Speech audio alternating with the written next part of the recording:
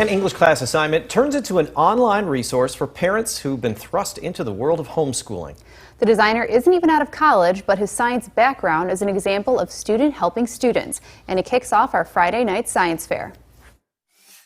This free web resource, Elementary Education at Home, wasn't created by a panel of experts. It started as like an assignment for my English class. NC State computer science major Ryan Catelfu assembled the site to help parents of elementary school kids cope with challenges from COVID-19 and social distancing. Our school is closed for a while, and now we're supposed to learn at home. Catelfu chose this video as one of several useful resources for parents. A lot of parents are for the very first time having to teach their kids, or at least be a facilitator. Catelfu consulted educators, including his own mother, about developing a one-stop shop web guide.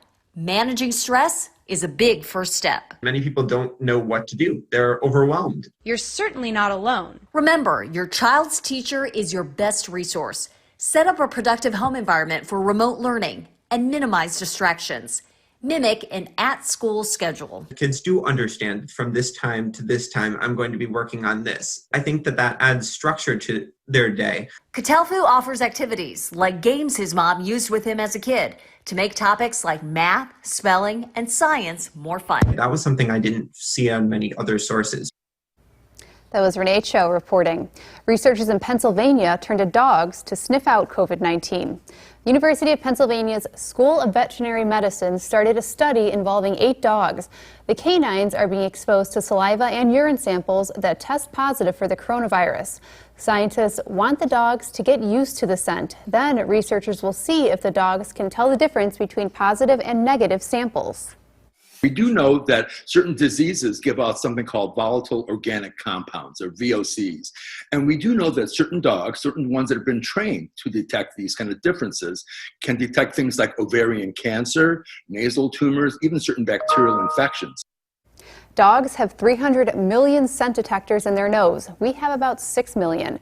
No word on when the Penn Vet study will move to screening live human samples. An Oval Office flag unveiling is the first of its kind in more than 7 decades. This is the banner of the newest U.S. military branch, the Space Force.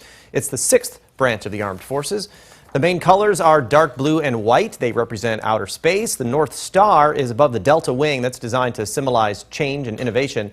The orbit is a sign of our space capabilities. After the unveiling, President Trump signed the 2020 Armed Forces Day proclamation. That flag unveiling comes just in time for the branch's first official mission. As long as the weather holds, the X-37B spaceplane will launch tomorrow morning. It's on a mostly secret mission. We say mostly because we know about the launch, and we know it's carrying a satellite U.S. Air Force cadets built. There are 5 different experiments on board. The mission's to demonstrate technology in space. Scientists give it about a 40% chance to lift off as scheduled. And here's proof people already in space are good sports. Astronauts aboard the International Space Station are slimed. Kids TV network Nickelodeon partnered with NASA to send the gooey stuff into space. The network's famous for drenching celebrities.